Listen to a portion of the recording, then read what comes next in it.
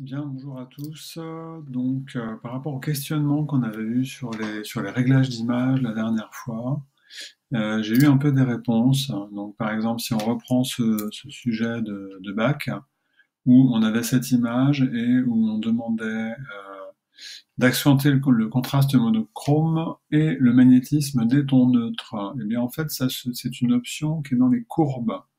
Donc si je vais sur mon image, j'ai deux solutions. Celle que je préfère moi, c'est de passer par un calque de réglage, parce que l'avantage c'est que c'est modifiable. Donc je vais créer un calque de réglage courbe.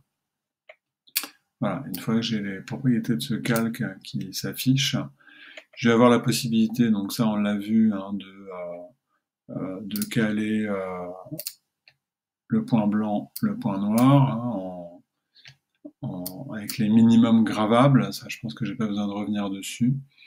Et puis, je vais avoir la possibilité d'aller dans les options,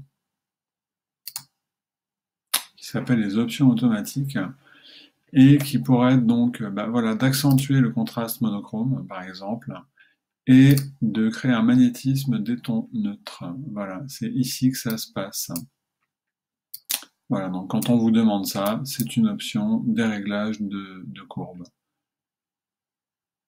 Voilà, là je lui fais OK. Et la deuxième solution que je voulais vous montrer, c'est exactement la même, hein, sauf que je vais supprimer mon calque, c'est juste si je passe par un réglage direct, réglage courbe, à ce moment-là, ça se passe ici, hein, dans les options, accentuer le contraste monochrome et magnétisme des tons neutres.